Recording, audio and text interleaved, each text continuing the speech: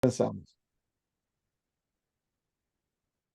Querido Señor, cuán lindo es poder venir como hermanos, que a pesar que nos separa la distancia, Señor, estamos unidos en Cristo. Te alabamos, Señor, por permitirnos la libertad de estudiar tu palabra. Qué don más maravilloso nos has dado, Señor, en la Biblia. Has llenado cada página, Señor, de ti mismo para que te conozcamos. Y conociéndote, Señor, te amemos y te confiemos. Señor, alabamos tu nombre porque eres un Dios bueno, benigno, tierno de corazón. Eres un Dios compasivo, misericordioso, lleno de gracia, el Dios que desea salvarnos, que a pesar, Señor, de nuestra rebelión, de nuestros pecados, no has mirado a nuestra maldad, Señor, sino que en tu corazón se enterneció al vernos y nos has dado a tu Hijo para que a través de él tengamos salvación. Gracias porque Cristo llevó sobre sí nuestra culpa, nuestros pecados, nuestra maldad, nuestros dolores. Y Señor, en Él mismo llevó la separación que el pecado causa y nos ha unido a ti. Gracias, Padre, porque en Jesús encontramos redención, el perdón de nuestros pecados, la limpieza de toda maldad, Señor.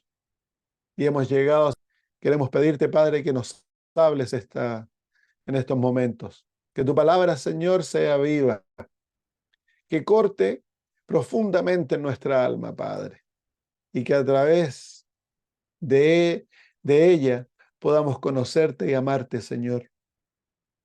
Llénanos de tu Espíritu, Señor, para que Él sea el que nos guíe en el estudio y que las palabras sean claras, Señor. Gracias, Padre, en el nombre de Jesús. Amén. Muy bien. Estamos mirando Apocalipsis 14, versículo 6. Ha tomado bastante.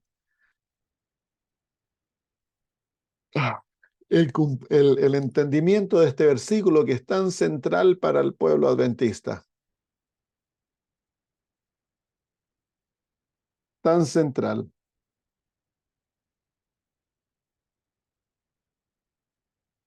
El mensaje de los tres ángeles, especialmente el mensaje de los primeros dos ángeles, tuvo un cumplimiento histórico entre los años 1840 a 1844. Se predicó el mensaje del primer ángel con la predicación de el advenimiento de Cristo, especialmente con el énfasis en el juicio, creyendo de que Cristo vendría a juzgar al mundo.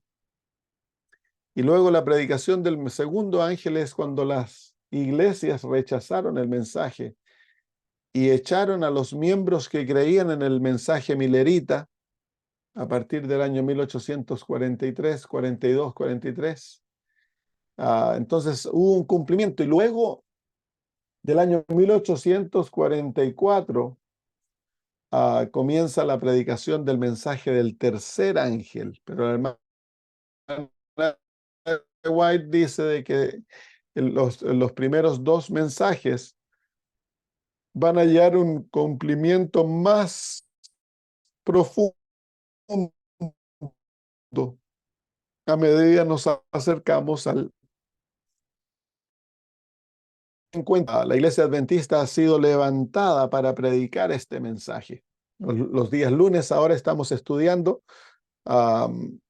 eh, la identidad del remanente, su misión y su mensaje. Así que si desean unirse y no se unen los días lunes, únense para estudiar a través de fundamentos de nuestra fe. Y el mensaje de los tres ángeles es lo que le da identidad al pueblo adventista. Es la razón por la cual existimos, como ya lo hemos hablado antes.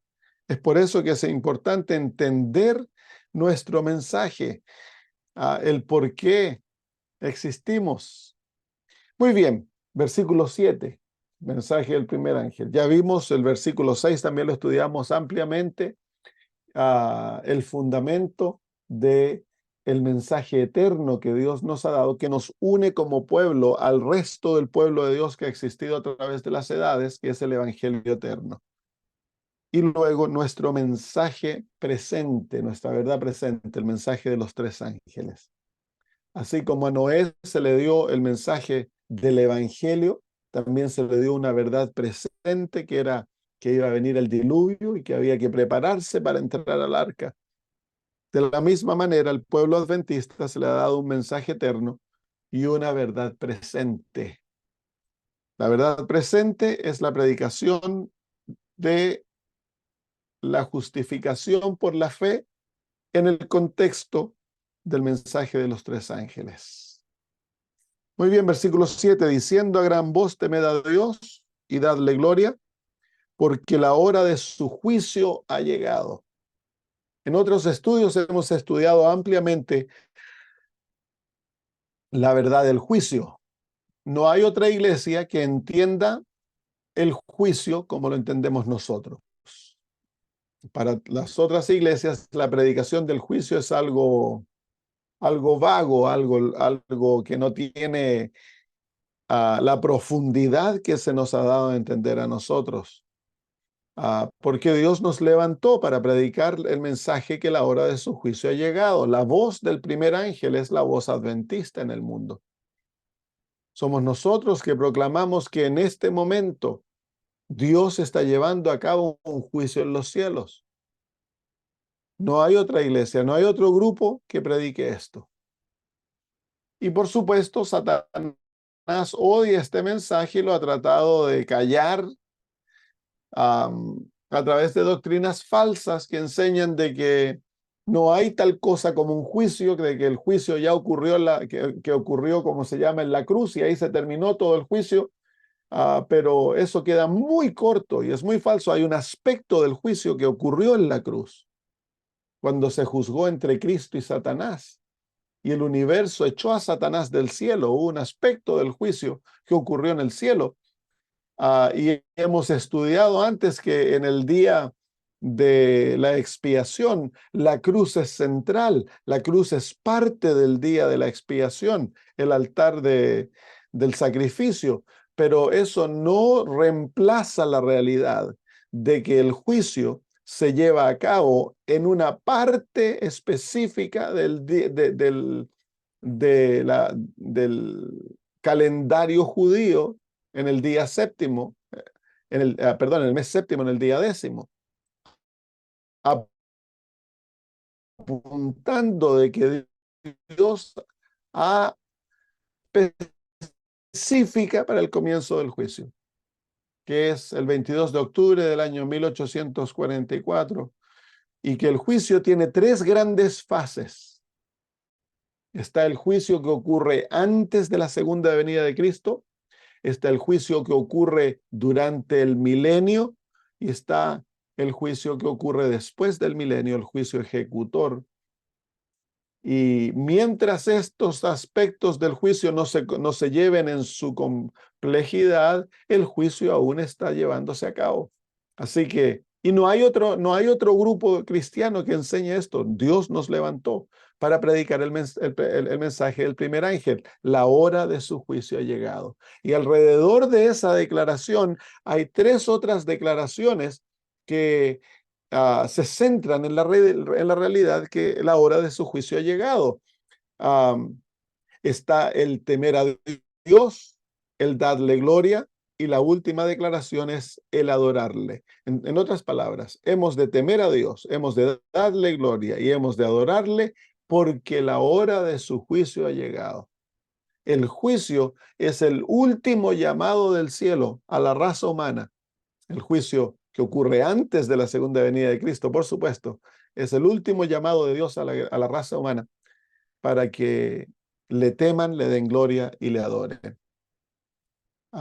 Con el juicio que ocurre antes del advenimiento, que termina cuando se acaba el tiempo de gracia, entonces se cierra el evangelio. Este juicio en el cual nosotros estamos viviendo es una parte íntegra de la salvación de la raza humana. Todo el juicio es parte del Evangelio, porque el Evangelio no tan solo se centra en la salvación de la raza humana, sino que el Evangelio también, el plan de la redención, tiene como propósito restaurar el carácter de Dios ante el universo. Y todo el juicio cumple esa labor en permitiéndole a las inteligencias de todo el universo, las no caídas, las redimidas y las rebeldes, toda la inteligencia del universo, y llegar a la conclusión de que no hay motivo para el pecado y que el pecado no tiene razón para existir en el universo, y permitirle a Dios el que Él destruya el pecado sin que haya más rebelión. Entonces, ese es el propósito mayor del plan de la redención. El propósito más grande del plan de la redención es la vindicación del carácter divino de Dios y de su reino. Entonces, la hora de su juicio ha llegado, porque la hora de su juicio ha llegado, entonces hemos de temer a Dios. Hemos de darle gloria a nuestra vida, de reflejar al Señor, y hemos de adorarle. Ahora, si se dan cuenta, el mensaje del primer ángel tiene 4 elementos: temer a Dios, darle gloria, la hora de su juicio y la adoración de Dios. Los 4 elementos del mensaje del primer ángel. Es interesante de que estos 4 elementos están asociados con la ley de Dios, con los primeros 4 mandamientos, como ya lo vamos a ver. Cuando estudiamos el Apocalipsis capítulo 13, nos damos cuenta de que la bestia que sale del mar y la bestia de la tierra, a través de ellas, Satanás busca violar los 4 primeros mandamientos de la ley de Dios. Ya hemos estudiado la realidad de que esta triple unión, la bestia, el falso profeta y el dragón, que son los caracteres de Apocalipsis capítulo 13, conforman una falsa deidad, una falsa trinidad, un falso Dios en la tierra. Satanás toma el lugar de Dios el Padre. Él es invisible, a él no se lo ve. La bestia del mar, que es el papado, toma el lugar de Cristo. Él recibe el poder del dragón, él recibe el trono del dragón, él tiene un ministerio de 3 años y medio, 1260 días. Él recibe una herida mortal, pero se sana, en otras palabras, muere y resucita. Y cuando resucita, todo el mundo lo adorará. Exactamente lo que Jesús hace, la experiencia de Cristo. Entonces, tenemos a un falso Dios el Padre, a un falso Cristo, el anticristo, y tenemos a un falso Espíritu Santo en Apocalipsis capítulo 13, versículos 11, en la presencia de los Estados Unidos y el protestantismo. Los Estados Unidos, el protestantismo representa que le adora exactamente el ministerio del Espíritu Santo hacia Jesús. Tiene el poder para obrar milagros, hace caer fuego del cielo como el Espíritu Santo representado en el libro de Hechos, cuando el fuego descendió sobre los apóstoles. Entonces, en esa formación está la violación del primer mandamiento: no tendrás dioses ajenos delante de mí. En los versículos 14 y 15 de Apocalipsis 13, encontramos de que se hace una imagen. Dice: y engañaba a los moradores de la tierra con las señales que se le ha permitido hacer en presencia de la bestia, mandando a los moradores de la tierra que le hagan imagen a la bestia que tiene la herida de espada y vivió. Y se le permitió infundir aliento a la imagen de la bestia para que la imagen hablase e hiciese matar a todo al que no la adorase. Así que se hace una imagen en violación del segundo mandamiento, una imagen a la cual se demanda que se adore, que es la prohibición del segundo mandamiento, que no hemos de hacer imágenes y no hemos de adorar a nada de aquello que, que es hecho por manos humanas. Así que ahí tenemos la violación del segundo mandamiento en Apocalipsis capítulo 13. La marca, perdón, el versículo 18 del capítulo 13 nos habla de que la marca de la bestia, el nombre de la bestia es blasfemo, dice el versículo 18, aquí hay sabiduría, el que tiene entendimiento, cuente el número de la bestia, pues es número de hombre y su número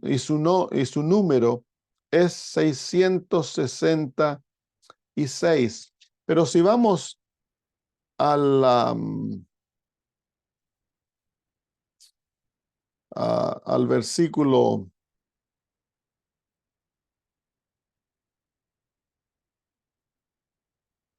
¿dónde lo estoy buscando? Versículo,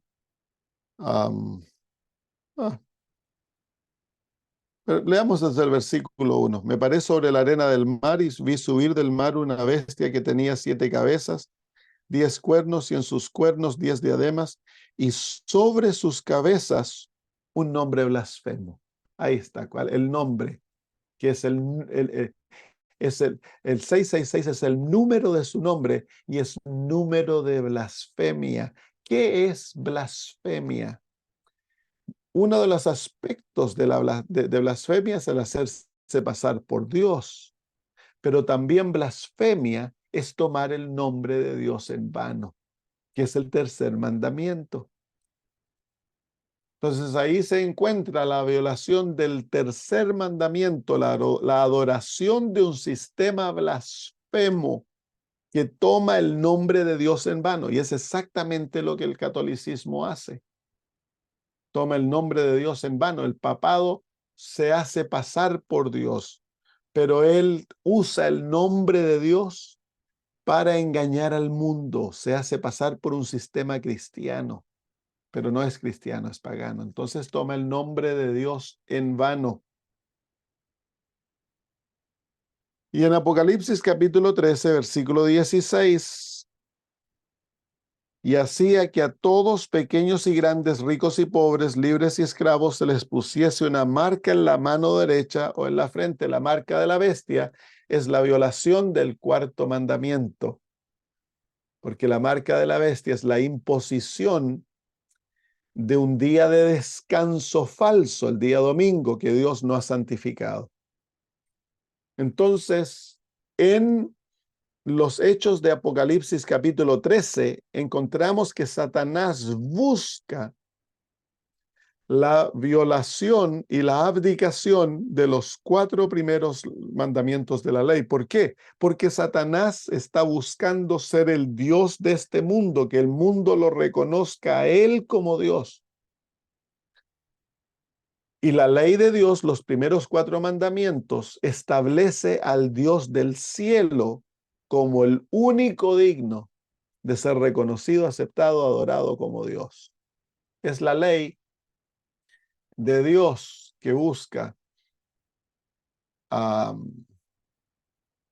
que el ser humano se entregue a Dios y le reconozca a Él como el único Dios verdadero. Ahora, en nuestra hora, en estos momentos, los reyes de la tierra, que es Egipto, busca la violación de los 6 últimos mandamientos, la violación de la ley de Dios. De esa manera, la ley de Dios va a ser totalmente abrogada dentro de la raza humana. El asunto de los géneros, la confusión de géneros, viola el 5.º mandamiento que dice que honra a tu padre y a tu madre. A pesar, eso es aparte de la realidad que en el mundo civilizado se le ha quitado totalmente la autoridad a los padres y que a través de la música, la moda, la cultura presente que se ha introducido a través de Hollywood, se ha destruido totalmente la honra a los padres. Pero en el movimiento de los géneros que se está aprobando a través de leyes en todo el mundo, se viola el quinto mandamiento, se destruye la diferencia entre hombre y mujer que se ha convocado sagradamente en el quinto mandamiento. El quinto mandamiento protege no tan solo a los padres, sino que protege la diferenciación entre hombre y mujer. En las leyes que se están pasando de la protección del aborto legalmente, se viola el sexto mandamiento, no matarás. Y es un movimiento mundial. En el movimiento mundial de leyes que protegen y auspician el matrimonio homosexual, se viola el séptimo mandamiento.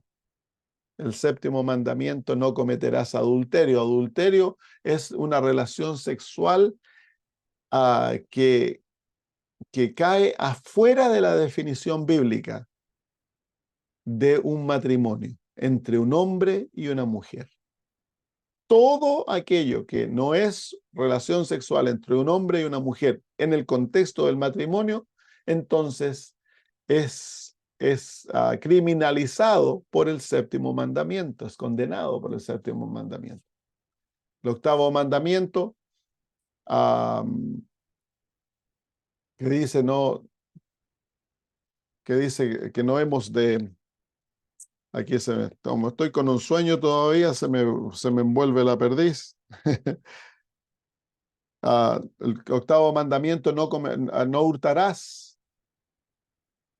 La protección, ese mandamiento protege la propiedad privada. Para Dios, la propiedad privada es sagrada.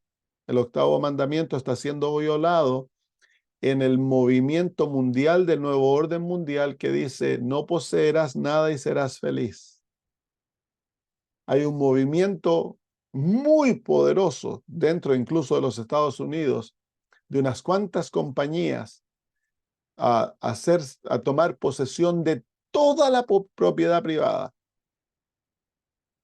Tienen el plan de que no va a haber propiedad privada de casas y que todos vamos a tener que arrendar. Hay 3 compañías que lo están haciendo, compañías inmensas, y están siendo apoyadas por el gobierno. Pero eso es uno de los aspectos. A nivel universal se quiere de que no no haya, ¿cómo se llama? Propiedad de vehículos, propiedad de casas, sino que todos seamos como en el sistema feudal de la Edad Media, que todos seamos siervos del sistema y que el sistema sea el que controla todo y nos provee nuestras necesidades en cambio de nuestra servitud. La violación del octavo mandamiento, porque Dios desea que sus hijos trabajen y el pago que Dios nos da por nuestro trabajo es la propiedad privada, el derecho de tener posesiones personales que son protegidas por aquello. Entonces, ahora hay un sistema de robo mundial. Los gobiernos están robando a la propiedad privada, la violación del octavo mandamiento. Y así hay un sistema que se está estableciendo de proteger la mentira, de proteger al criminal. Y así podríamos seguir. Todos los mandamientos están siendo violados. Los reyes de la tierra, el rey del sur está violando los últimos 6 mandamientos. Y cuando suba el papado a controlar el mundo, Babilonia, serán violados los 4 mandamientos, los primeros 4 mandamientos, y en la presencia del intercambio de sacar el sábado e imponer el domingo, entonces el mundo entero entrará en absoluta rebelión, la ley de Dios quedará erradicada, y ese es el último acto en la rebelión contra el cielo. Dios va a intervenir directamente. Entonces encontramos que en Apocalipsis capítulo 14, versículo 7, es el antídoto para ello. El mensaje del primer ángel con esos 4 elementos, cada uno de esos 4 elementos está asociado a uno de los mandamientos de Dios. Miren, el temed a Dios está asociado con el primer mandamiento. Temed a Dios. No tendrás dioses ajenos delante de mí. Vamos a ver algunos de estos versículos. Vamos a Éxodo capítulo 20, versículos 4 al 6.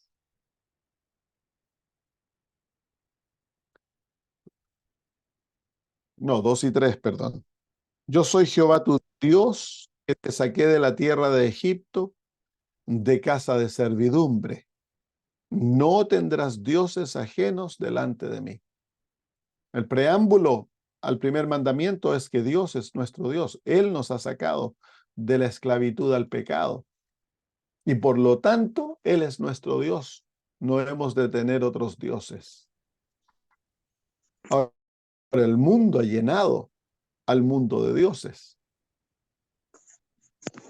Los jugadores de deportes, los artistas de cine, de música, las personas famosas, son ídolos, son dioses, que se ha exaltado sobre la raza humana para sacar la conciencia y la necesidad de Dios. Pero miren, vamos a Deuteronomio capítulo 28, versículo 58. Deuteronomio 28, 58. Se ha exaltado al yo a la altura de ser nuestro propio Dios. Y Jehová, 28, 58, perdón. Dice, si no cuidares de poner por obra todas las palabras de esta ley que está escrita en este libro, temiendo este nombre glorioso y temible, Jehová tu Dios. ¿Se fijan cómo ahí se pone el temor de Dios con la realidad de adorar a Dios tan solo? Hemos de temerle, temed a Jehová, temed a Dios.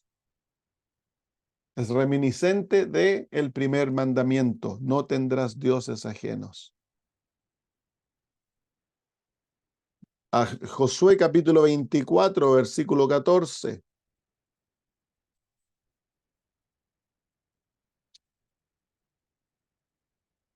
Ahora pues temed a Jehová y servidle con integridad y en verdad, y quitad de entre vosotros los dioses a los cuales sirvieron vuestros padres al otro lado del río y en Egipto, y servid a Jehová.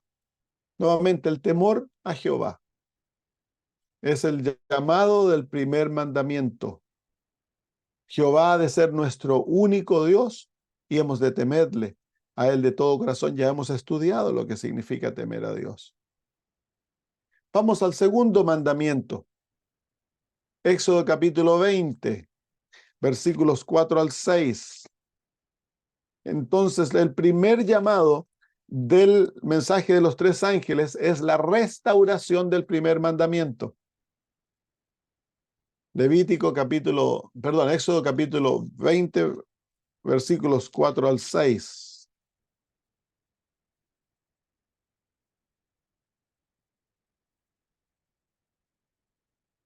Nos dice, no te harás imagen ni ninguna semejanza de lo que está arriba en el cielo, ni abajo en la tierra, ni en las aguas de debajo de la tierra. No te inclinarás a ellas ni las honrarás, porque yo soy Jehová tu Dios, fuerte, celoso, que visito la maldad de los padres sobre los hijos hasta la tercera y cuarta generación de los que me aborrecen, y hago misericordia a millares a los que me aman y guardan mis mandamientos.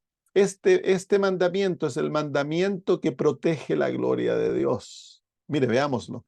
Vamos a Salmos 106. Salmos capítulo 106, versículo versículos 20 y 21. Olvidaron al Dios de su salvación, que había hecho grandezas en Egipto, maravillas en la tierra de Cam, cosas formidables sobre el Mar Rojo. ¿Cómo lo olvidaron? Porque se fueron a adorar otros dioses. Se fueron a adorar otros dioses. Jeremías 2, 11 y 13. Jeremías 2, 11 y 13. 11 al 13.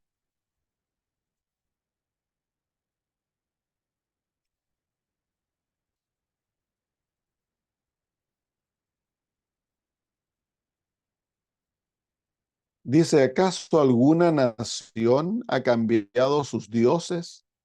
Aunque ellos no son dioses, sin embargo, mi pueblo ha trocado su gloria por lo que no aprovecha. Espantaos cielos sobre esto y horrorizaos, solaos en gran manera, dijo Jehová, porque dos males ha hecho mi pueblo. Me dejaron a mí fuente de agua viva y cavaron para sí cisternas rotas que no retienen agua. Entonces ahí se ve claramente que la idolatría es lo que ¿cómo se llama? Prohíbe el segundo mandamiento, es cambiar la gloria de Dios por ídolos. El dejar de darle a Dios la gloria que a Él le pertenece. En el libro de Romanos, capítulo 1, versículo 23, el apóstol reitera este pensamiento. Romanos 1, 23. Dices, versículo 22 también, profesando ser sabios, se hicieron necios y cambiaron la gloria del Dios corruptible en semejanza de imagen de hombre corruptible, de aves y cuadrúpedos y de reptiles. Ahí se encuentra idolatría. Se fija, cambiaron la gloria de Dios. Así que el mensaje del primer ángel en llamar a darle gloria a Dios está llamando a la obediencia del segundo mandamiento. Segundo mandamiento. Vamos al tercer mandamiento. Éxodo capítulo 20, versículo 7. No tomarás el nombre de Jehová tu Dios en vano. Dice, porque no dará por inocente Jehová al que tomare su nombre en vano. Ahí hay un aspecto de juicio, ¿se fijan? Dice, porque no dará por inocente, se va a juzgar al que tome el nombre de Dios en vano. Veamos algunos ejemplos de esto. Levíticos 24. Levíticos 24.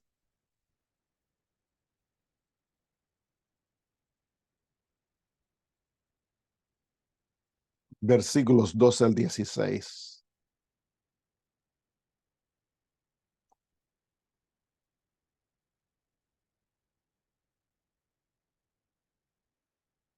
Leamos desde el versículo 11. Dice, el hijo de la mujer israelita blasfemó el nombre y maldijo entonces. Lo llevaron a Moisés. Y su madre se llamaba Selomit, hija de Dibri, de la tribu de Dan. Y lo pusieron en la cárcel hasta que les fuese declarado por palabra de Jehová. ¿Qué hacer con él? Había blasfemado el nombre de Dios. Y Jehová habló a Moisés diciendo, saca al blasfemo fuera del campamento, y todos los que le oyeron pongan sus manos sobre la cabeza de él y apedréelo toda la congregación. Hasta el versículo 16. Y los hijos de Israel hablaron diciendo, cualquiera que maldijera a su Dios llevará su iniquidad. Y el que blasfemare el nombre de Jehová ha de ser muerto. Toda la congregación lo apedreará, así el extranjero como el natural. Si blasfemare el nombre, que muera. Entonces, la blasfemia al nombre de Dios, que es tomar el nombre de Dios en vano, trae inmediato juicio sobre el que lo hace. Entonces, el tercer aspecto del mensaje del primer ángel, la hora de su juicio ha llegado. Restaura el tercer mandamiento. Tercer mandamiento. Y el cuarto mandamiento es Éxodo capítulo 20, versículos 8 al 11.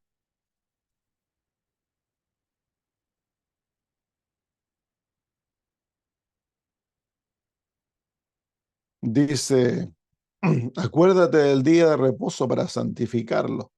6 días trabajarás y harás todas tus obras.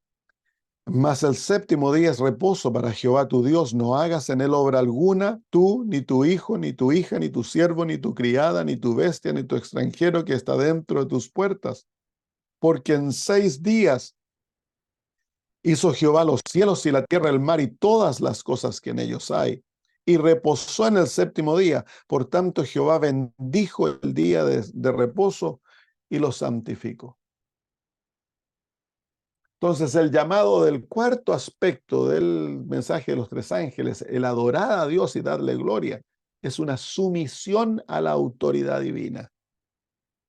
Incluso el, el lenguaje en el cual está escrito de Apocalipsis capítulo 14, versículo 6, el llamado a adorar a Dios, es conmemorador del lenguaje del cuarto mandamiento. Dice el capítulo 14, versículo 6, al final dice, versículo 7, y adorad a aquel que hizo el cielo y la tierra, el mar y las fuentes de las aguas. Éxodo capítulo 20, versículo 11 dice, porque en 6 días hizo Jehová los cielos y la tierra, el mar y todas las cosas que en ellos hay. Entonces el lenguaje es muy similar. El llamado a la oración, a la adoración, es el llamado a una sumisión a la autoridad divina. El cuarto mandamiento es el mandamiento que exalta el carácter de Dios, su autoridad y el lugar de su trono.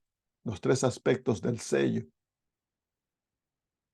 Entonces, el cuarto mensaje del primer ángel es restaura el cuarto mandamiento, la adoración a Dios. Y ¿cómo se llama? El guardar el sábado. Muy bien, vamos entonces ahora a ver este aspecto de la adoración a Dios, que es el último llamado del primer ángel. Adorad a aquel que hizo la tierra, el mar y las fuentes de las aguas. ¿Qué es la adoración? La palabra adorar en la Biblia literalmente significa postrarse. Miren, vengan a Éxodo capítulo 34 y versículo 8. Éxodo 34, versículo 8.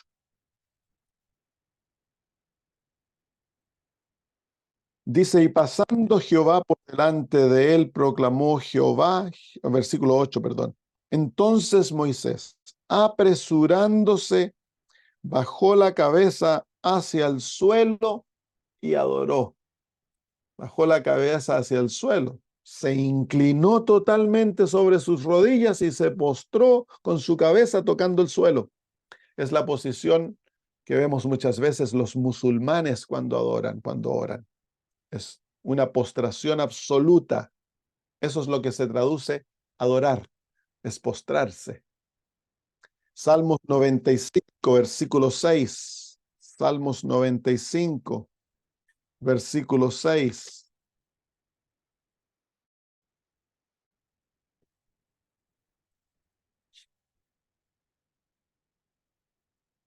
Venid, adoremos y postrémonos, arrodillémonos delante de Jehová nuestro Hacedor. Así que en el corazón de la última batalla se encuentra el aspecto de la adoración. ¿Ante quién nos vamos a postrar? ¿Ante quién nos vamos a subyugar? ¿Ante los poderes de este mundo? ¿Ante el papado? ¿Ante Satanás? ¿O ante Dios? Los tres ángeles es un llamado a la raza humana a reconocer a Dios como el único Dios y a postrarse ante Él, subyugarnos a Él, someternos totalmente. En el Nuevo Testamento, la palabra que se traduce adorar es la palabra proscuneo, que quiere decir el arrodillarse, postrándonos para hacer homenaje.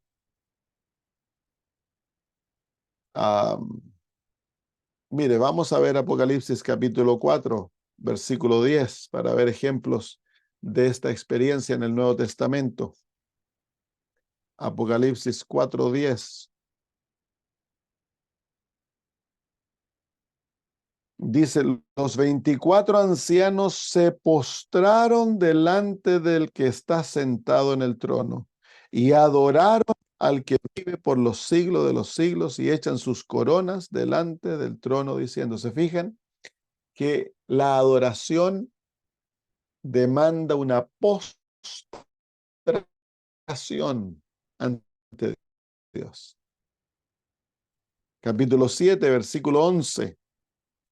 Y todos los ángeles estaban en pie alrededor del trono y de los ancianos y de los cuatro seres vivientes y se postraron sobre sus rostros delante del trono y adoraron a Dios.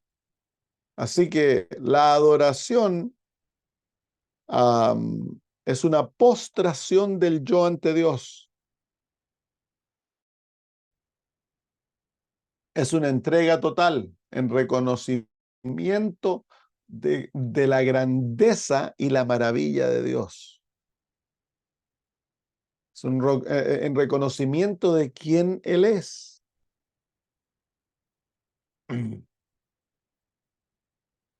Entonces, nosotros, ¿qué asociamos la adoración? Hablamos de la adoración cuando venimos al templo a cantar. Cuando cantamos, cuando alabamos a Dios, damos testimonio, estamos adorando. Es parte de la adoración. Pero una parte integral de la adoración es el postrarse ante Dios, el adorarlo. Y eso debe hacerse físicamente. Tristemente, dentro de nuestras iglesias estamos perdiendo esto. Ahora ya no nos postramos ante Dios en muchas iglesias adventistas, nos sentamos ante Dios o nos paramos ante Dios, porque es medio incómodo el arrodillarse. Ahora hay iglesias adventistas que ni siquiera se postran en la oración pastoral. Y hay un debate en algunas iglesias adventistas si debiésemos arrodillarnos siempre o está bien estar de pie. Hay ocasiones que debemos estar de pie, pero debiésemos buscar el postrarnos más seguidamente ante Dios, el arrodillarnos ante su presencia. Personalmente, cuando le adoramos, cuando estamos en oración, hemos de tener momentos cuando nos postramos ante Dios y le adoramos. Entonces, el significado básico de la palabra adorar es una postura física de completa subyugación ante Dios. Porque el que se postra ante alguien se está subyugando al otro. Entonces,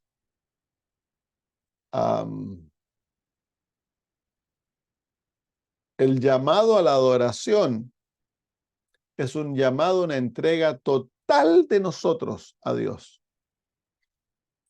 Y en el contexto del libro de Apocalipsis, el llamado es una entrega total para obedecer a Dios, para que su imagen sea desarrollada en nuestras vidas. Y aquí, para que su autoridad sobre nosotros sea total. Esto es un llamado a una muerte al yo, a humillarnos ante Dios. Somos naturalmente orgullosos, somos naturalmente altaneros, naturalmente nos creemos algo. Bueno, el llamado a la adoración a Dios, no al yo, El sujeto de la adoración es Dios. Y es el objeto de la adoración también. El mensaje del primer ángel destruye totalmente la importancia del yo en nuestras vidas. ¿Se fijan que no hay yo? El centro del mensaje del primer ángel es Dios. Así que el mensaje del primer ángel restablece el lugar que a Dios le corresponde, que es el propósito de los primeros 4 mandamientos.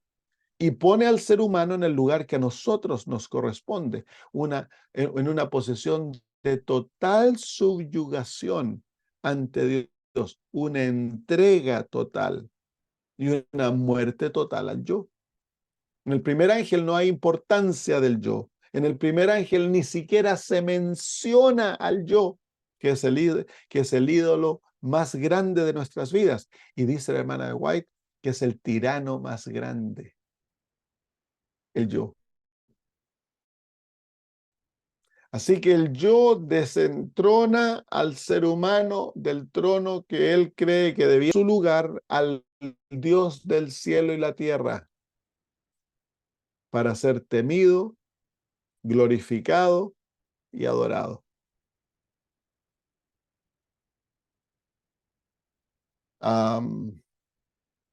El, el pentecostalismo, el movimiento carismático, ha hecho mucho para destruir el verdadero concepto de la adoración.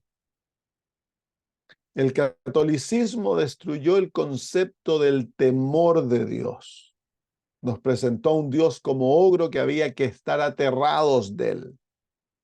El pentecostalismo ha destruido totalmente el sentido de la adoración, envolver la adoración en algo que es centrado en mi experiencia, en mis sentimientos, en el deseo de tener una experiencia extática, y pone al ser humano en el centro de la adoración. El adventismo debiese restaurar la verdadera adoración del temor a Dios, siendo por amor, de una entrega personal al entender quién Dios es, el reverenciarlo con respeto porque lo amo y el desear de obedecerlo y caminar con él en humildad. Nos debiese llevar entonces a una vida total de entrega para copiar el carácter de él y darle gloria en mi vida, en todo lo que yo hago. Y eso entonces debiese llevarnos a una entrega total del yo, una muerte absoluta de lo que nosotros somos para subyugarnos, postrarnos ante Dios para que Él haga su voluntad en nuestras vidas. Y que de esa manera nuestra vida sea una adoración a Dios. No sacamos nada de ir al templo a cantar cuando durante la semana yo no vivo en una relación absoluta de entrega a Dios, de subyugación a su voluntad. Lo opuesto, en cierto modo, es blasfemia. Es tomar el nombre de Dios en vano. Cuando durante la semana yo vivo como mundano, pero en el sábado aparezco en la iglesia y me hago parecer cristiano. Es la violación del tercer mandamiento. La verdadera adoración demanda una muerte al yo, una entrega completa. Para que yo desaparezca, demanda la humillación. Para que yo desaparezca y Cristo sea formado en mi vida. Él debe ser exaltado. Porque el Papa busca exactamente lo mismo.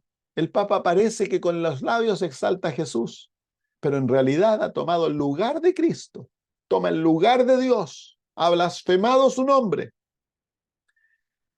se considera Dios, llama al mundo a que lo adore y sin embargo con sus labios exalta a Dios. Eso es una adoración falsa. Es una adoración hipócrita. Y nosotros, por supuesto, podemos caer en lo mismo. Durante la semana, si yo quiero hacer mi voluntad y vestirme de la manera que yo quiero y comer de la manera que yo quiero y hacer mis planes de la manera que yo deseo y yo soy el Dios de mi vida y luego vengo y yo participo en la adoración y me hago pasar como un buen cristiano, eso es adoración falsa, eso es blasfemia. Satanás busca tomar el lugar de Dios en la tierra. Es por eso de que el objeto de Apocalipsis capítulo 14, versículo 7 es bien particular. Dice, adorad a Dios. El objeto de la adoración ha de ser Dios. Yo pienso que debe haber una reforma en nuestras iglesias grande en cuanto a la adoración, porque en mucha mentalidad estamos copiando la mentalidad. Hay dos extremos. En algunas iglesias adventistas conservadoras se parece más catolicismo que adventismo. El culto es lóbrego, formal. Y hay otras iglesias, las liberales, el culto es carismático. Como que no hemos podido darle en el medio, en el verdadero culto, donde venimos por un corazón consagrado a Dios, lleno de amor. Venimos a la iglesia para darle nuestro todo, para reconocerlo, para encontrarnos con Él. Y entramos a la iglesia, entramos llenos de gozo a cantar, a alabar a Dios, una vida consagrada. La verdadera adoración es una vida totalmente entregada a Dios. Y cuando esa entrega existe, entonces lo que sale de los labios es agradable a Dios. Él lo acepta como un culto verdadero. Culto no puede ser mundano, pero tampoco puede ser lóbrego. No puede ser formal, porque Dios no es un Dios formalista. Queremos volver el culto de Dios en entretención para mantener a los jóvenes dentro de la iglesia. A veces se les muestra pedazos de películas mundanas dentro de los cultos. ¿Y qué se hace, no? Así que se llama, dice, adorad al que hizo. Capítulo 14, versículo 7. Dice, y adorad a aquel que hizo el cielo, la tierra, el mar y las fuentes de las aguas. El llamado del versículo es específico en que se debe adorar a Dios como creador. ¿Por qué? Porque Dios sabía de que Satanás iba a levantar una doctrina en el último tiempo que iba a negar al Dios creador. Entonces aquí se encuentra el antídoto contra la evolución, el mensaje ateísta de la evolución, que niega la existencia de Dios, que niega al creador y que enseña la barbarie solas, que estamos aquí por un proceso que dieron origen a todo lo que vemos, incluso a la raza humana, y niega abiertamente la existencia de Dios. Entonces, el llamado a la adoración a Dios como creador es el llamado abierto a contradecir la evolución. No hay en nuestro sistema de creencias basado en la Biblia ni siquiera lugar para la evolución teísta que enseña de que Dios creó todas las cosas y luego Él permitió que todo evolucionase, que Él dio la primera chispa. Eso no existe. La Biblia claramente dice en Génesis 1 que Dios es el creador de todas las cosas. Todo lo creó a través de su palabra. Entonces, Apocalipsis capítulo 14 es un llamado, versículo 7 es un llamado a la predicación del mensaje de la creación. El Dios creador que creó el mundo en 7 días, en 6 días y el séptimo lo descansó. Por eso aquí se encuentra el sábado. El versículo, este llamado a adorar a Dios como creador es un llamado a honrar a Dios en el día que Él creó para el descanso. Es darle a Dios lo que a Él le pertenece, su autoridad, su el reconocimiento de quién Él es, creador de todas las cosas. ¿Por qué? Porque Satanás busca ser el Dios de este mundo. Vamos a Salmos capítulo 86. Salmos capítulo 86. Satanás busca ser el Dios de este mundo y él ha llevado todo el mundo tras sí con el gran engaño de que Dios no existe. Qué terrible. De que Dios, no hay creador. Versículos 9 al 12 del capítulo 86 de Salmos dice: Te alabaré, oh Jehová, Dios mío, con todo mi corazón y glorificaré tu nombre para siempre. ¿Se fijan que la alabanza ha de ser como? Con todo el ser, con todo nuestro corazón, porque tu misericordia es grande para conmigo y has liberado mi alma. Perdón, desde el versículo 9 habíamos de leer. Todas las naciones que hiciste vendrán y adorarán delante de ti, Señor, y glorificarán tu nombre, porque tú eres grande y hacedor de maravillas. Solo tú eres Dios. Enséñame, Jehová, tu camino, caminaré yo en tu verdad. Afirma mi corazón para que tema tu nombre. Te alabaré, oh Jehová, Dios mío, con todo mi corazón y glorificaré tu nombre para siempre, porque tu misericordia es grande para conmigo y has librado mi alma de las profundidades del Seol. ¿Se fijan que en la alabanza de Dios se encuentra en estos versículos de Dios la gloria, la glorificación de Dios y la alabanza de Dios? Para que Dios acepte la alabanza, Él entonces nosotros hemos de hacerlo a Él el objeto, el sujeto de nuestra alabanza. Hemos de hacerlo el centro de nuestras vidas. Todo nuestro ser ha de estar centrado en llevarle alabanza a Dios, en exaltarlo a Él. Todo.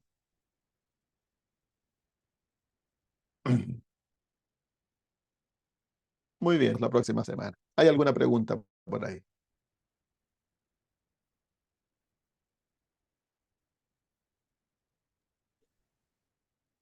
Hola, Pastor. Hola, Augusto, ¿cómo estás? ¿Cómo anda usted? ¿Todo bien? Sí, bien, gracias a Dios. ¿Y tú? Bueno, todo bien, todo bien, todo tranqui. Bien. Hoy empezamos una semana de oración en nuestra iglesia, ¿Ya? así que bueno, les voy a pedir a todos si pueden orar por eso.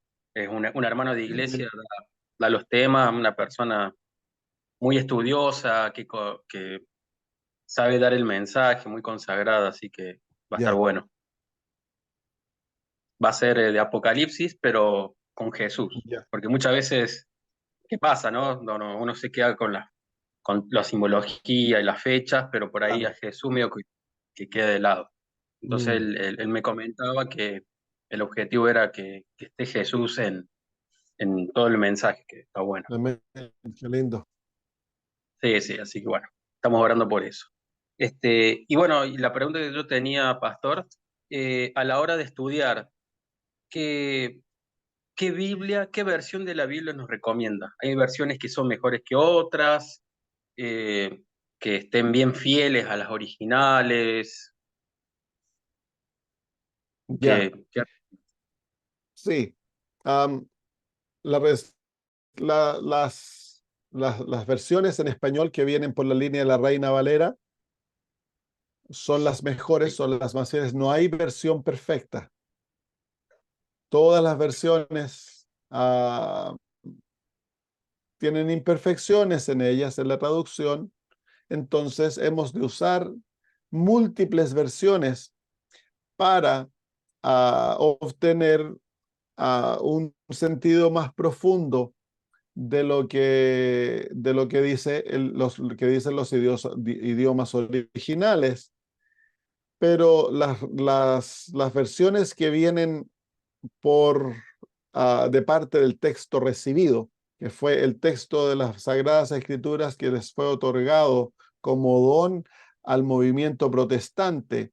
Y de ahí viene entonces la línea de las versiones de la Reina Valera son el texto más fiel. Hay otros textos de la Biblia que han sido tergiversados, otros fueron manipulados por la Iglesia Católica. Y pero a pesar de que no son tan fieles, cuando uno los lee, también ayudan a la comprensión de lo que el idioma original quería decir. Las traducciones simplemente cumplen la función de enriquecer nuestro entendimiento del idioma original. Los idiomas originales, ambos el hebreo como el griego, son muy ricos ¿cómo se llama? En significado. Una palabra puede tener 12, 15 significados. Entonces, para traducir, el traductor puede tan solo encontrar una. Tiene que escoger una palabra para traducir a las palabras hebreas, especialmente el hebreo es muy rico en significado. Entonces, al tener múltiples traducciones, nosotros podemos ver un poquitito las diferencias de lo que el original decía, pero siempre hay que mantener en cuenta de que hay traducciones, por ejemplo, de que hay textos de la Biblia que han desaparecido, las traducciones que vienen de otras líneas de manuscritos, que hay textos que no existen. Entonces, las Biblias más fieles son las Biblias que provienen por el texto recibido, que se llama. Muy bien. Y bueno, acá estoy viendo que pusieron un mensaje de concordancia, me ponen ahí. Mis software también, ¿no? Que vos pones una palabra y te dice todo en todas las Biblias, en todas las versiones. Claro, Está muy ya bueno no eso también. ya no se usan las concordancias manuales. Ahora Claro. se usan, si se tiene computadora, se usan los programas que son tan buenos. Hay un programa gratis que se llama eSword, Sí. que es el que yo uso, y ese tiene concordancias, tiene diccionarios bíblicos y es gratis. Uno lo puede bajar de la internet gratis y es una gran herramienta en el estudio de la Biblia. Para estudiar la Biblia necesitamos la concordancia. Luego también te da las relaciones temáticas de un versículo a otros versículos de la Biblia. Entonces, cuando uno estudia un versículo, se puede ir a ver las relaciones temáticas con otros versículos. Y luego están los diccionarios bíblicos que te ayudan a comprender el significado de las palabras. La Sí. concordancia te muestra dónde una palabra aparece en las Sagradas Escrituras. Todos los versículos donde esa palabra aparece. Es muy útil para estudiar. Las relaciones temáticas te muestran los versículos que están relacionados a través de temas. Y el diccionario bíblico te muestra el significado de las palabras de la Biblia. Y si eso le sumamos el comentario adventista, está bueno.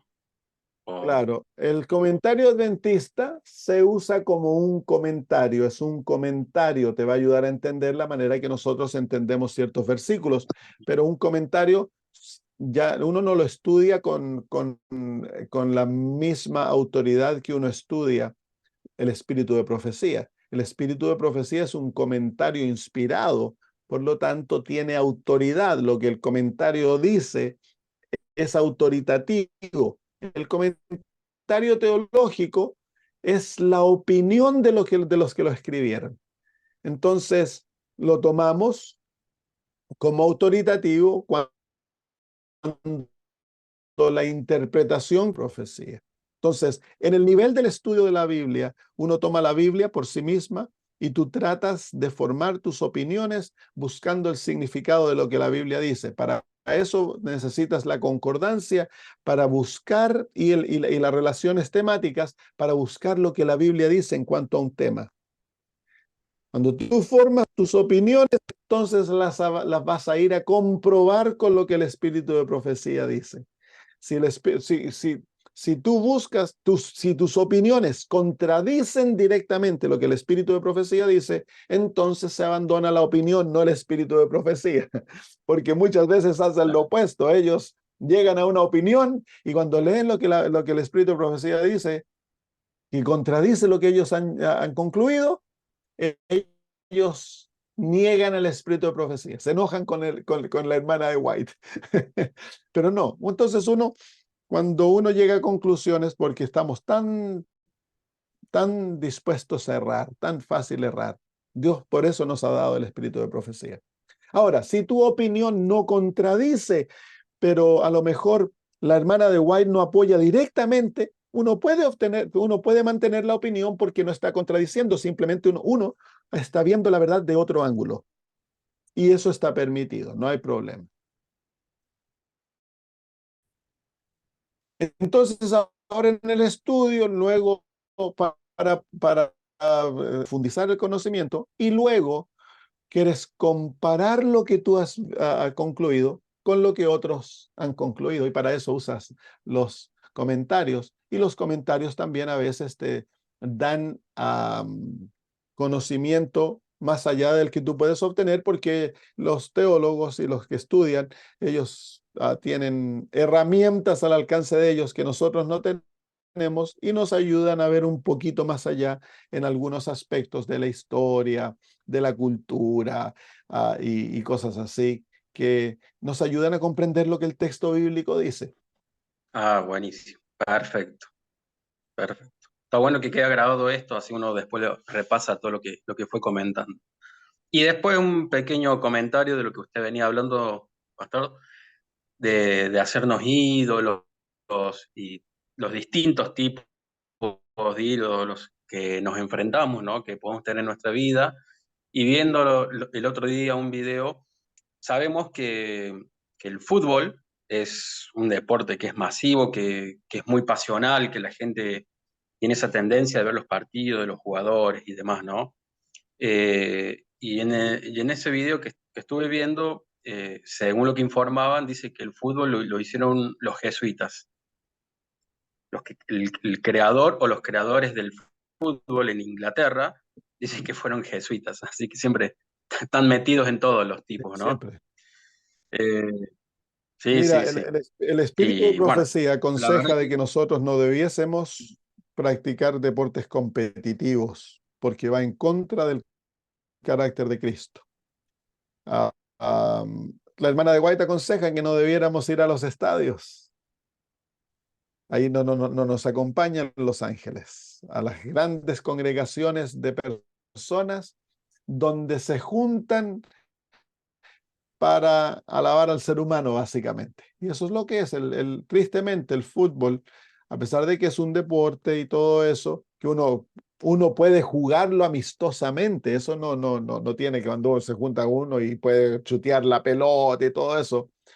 Pero el ir al estadio, el ver esto, ir como adoran a Messi o a Maradona, que lo consideraban Dios, a Messi lo han llamado el Mesías, todo eso te habla de que es un sistema de deporte. Todos los deportes son altamente centrados en un sistema de egolatría, de la adoración del ser humano. sí, sí, Entonces, no debiésemos los cristianos, los adventistas, tener mucho que ver con ello. sí es increíble como decís vos. Yo veo así la opinión de las personas bueno, yo estoy acá en Argentina con respecto a Messi, cómo lo tienen es un ídolo, básicamente. Es un ídolo. Está a la Si altura de un A Maradona se lo declaró Dios. sí, Se sí, tiene un desarrolló, se desarrolló una religión de adoración a Maradona. sí, sí. Yo personalmente también soy muy, muy fanático de un equipo de acá de mi ciudad y el Señor me ha ido mostrando todas estas cuestiones, así que de a poco voy bajando eso porque me di cuenta de que sí, no podía ser. Porque es increíble cómo los pensamientos están continuamente en eso, Ujú. ¿no? O si el equipo ganaba, estás contento y si perdía, estás bajoneado. Entonces digo, Claro, no puede ser. claro. Claro, ¿no? Esto es una idolatría, por más que no lo Es, quiera ver, es, ¿no? es Así el que bueno, síntoma de idolatría.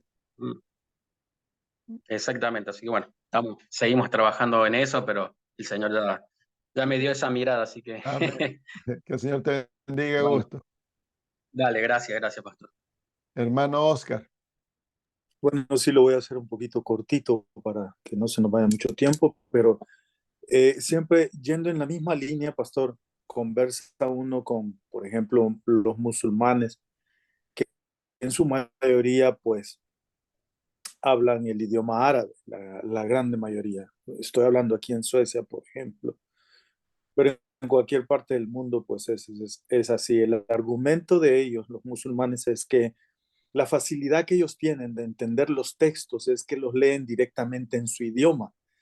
Y a Mahoma, citando lo que ellos dicen, a Mahoma o Mohammed, como ellos dicen, le fue dictado directamente de Dios y lo escribió en un idioma en el cual ellos lo pueden entender directamente, porque el texto está en su idioma prácticamente natal o en el idioma en que ellos han nacido y ha sido escrita, o por decir así, el Corán.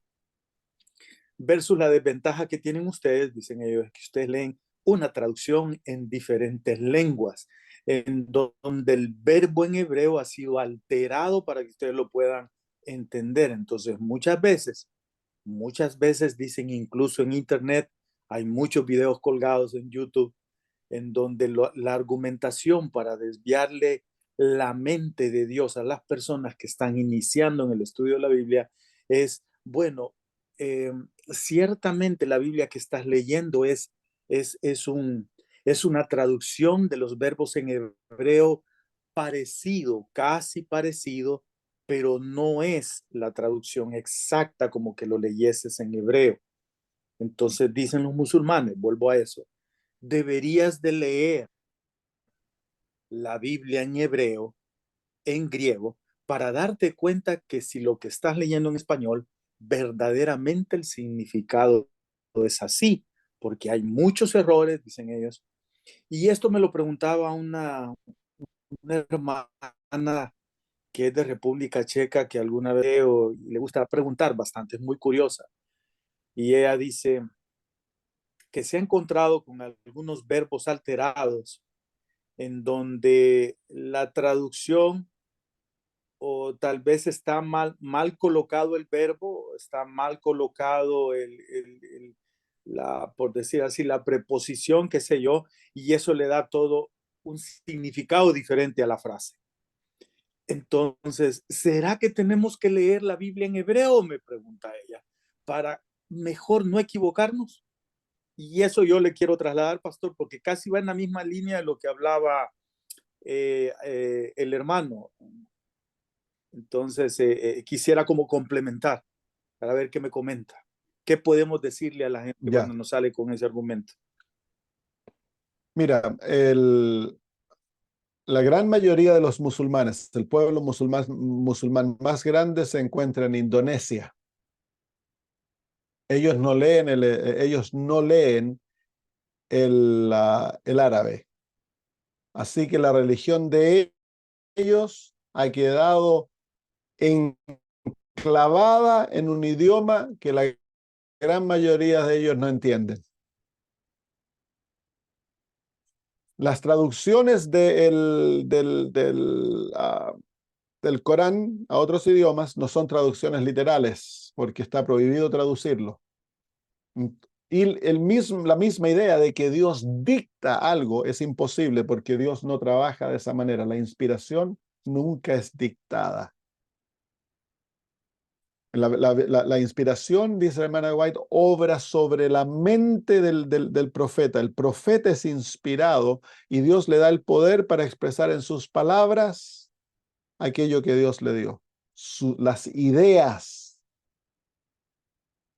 Es por eso de que la Biblia puede ser traducida ampliamente, y la primera traducción de la Biblia se hizo del Antiguo Testamento, que se llama la versión de los 70.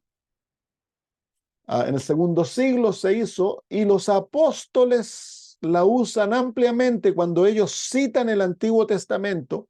Los apóstoles muchas veces están citando de la traducción de los 70 ancianos.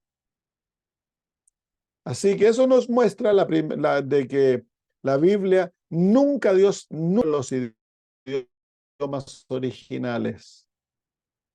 Las traducciones tienen sus deficiencias, pero las traducciones tienen el poder de presentar el mensaje de la Biblia, las ideas de la Biblia, en el idioma de cada uno. La Biblia le habla al español en el español, al inglés en inglés, al griego en griego, le habla al chino en chino.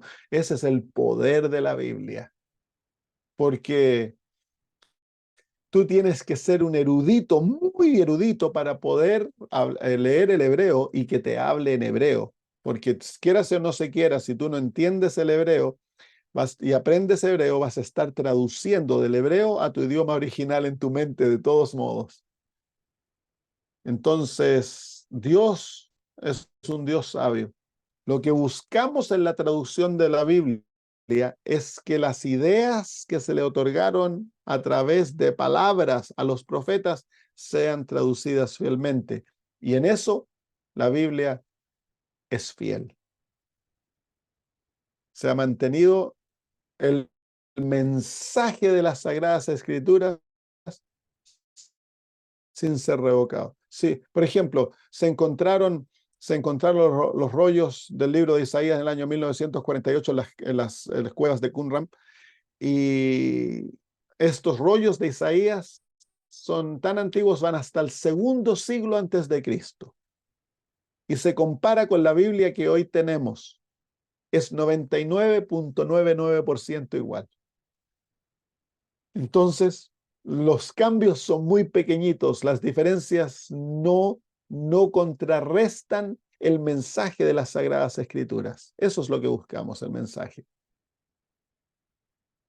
Entonces, claro, toda traducción va a tener deficiencias en el que no se pueden traducir la profundidad de las palabras, pero por eso tenemos traducciones y múltiples traducciones que nos ayudan a ver los distintos ángulos de ciertas palabras. Pero cuando tú lees una traducción, cualquier traducción, vas a obtener el mensaje de lo que el idioma original conveía.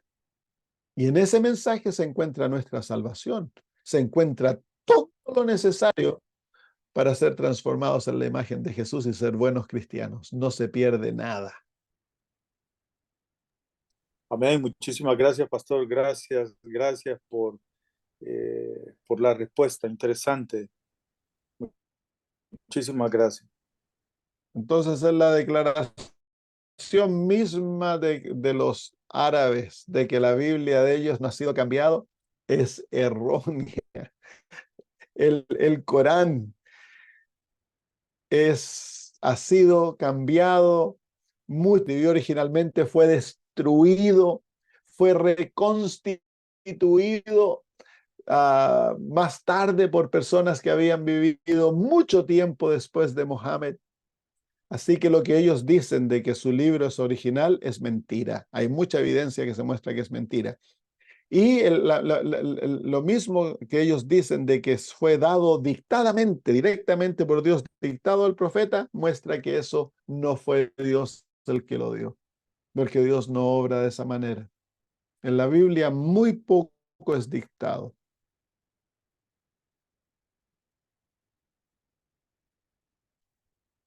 Muy bien. Pastor, Oremos, queridos hermanos, y el terminamos. nombre de la aplicación que dijo, ¿cuál era? La que tenía la Biblia, las concordancias y todo. SWORD. Eso.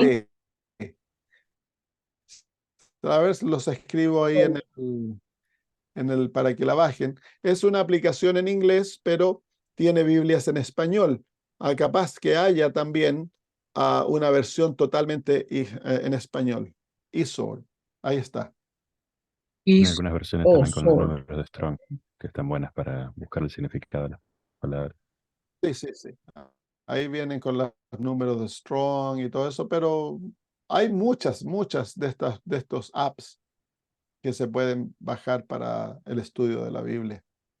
Hay otros pagados, hay unos carísimos que se pueden. Yo nunca he comprado uno caro. Pues siempre he usado este u otro. Antes cuando usaba otro que dejó de existir. Pero este yo lo he usado ya por años. Es muy útil. Yo cada vez que estudio la Biblia lo uso como la herramienta necesaria para mi estudio. Muy bien, oremos.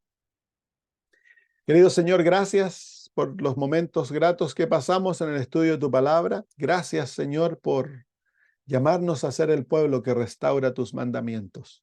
En el mensaje de los ángeles, Señor, que nos das del primer ángel, tú nos estás llamando como pueblo a restaurar los 4 primeros mandamientos, Señor, que han sido pisoteados. Y Padre eterno, no tan solo ello nos llamas, tú nos has dado como legacía tu ley para protegerla, para exaltarla, para vivirla y obedecerla, Señor, de todo nuestro corazón. Y Padre, te pedimos que nos des una experiencia de verdadera adoración, donde el yo ha muerto, ha sido crucificado. Y Padre, el deseo de la autoexaltación del ego, la idolatría del yo ha dejado de existir totalmente, y que nuestra vida, a ti como el creador del cielo y la tierra, para que tú seas conocido a través de nuestra vida, Señor, de nuestras palabras, de nuestras acciones, por un mundo, Señor, que te ha negado. Gracias, Padre, en el nombre de Jesús. Amén. Gracias, Un pastor. abrazo para todos. Gracias, Dios les Chao, que bendiga tengan a un todos. bendiga.